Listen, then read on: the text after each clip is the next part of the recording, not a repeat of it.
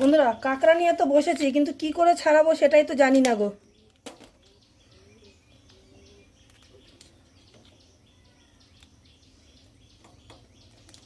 এই পেরেছি, এই দেখো এইভাবে, এই যে খুলে ফেলেছে এইভাবে। আচ্ছা এইভাবে তাকে ছাড়াই, তারপর দেখছি। ঠিক আছে,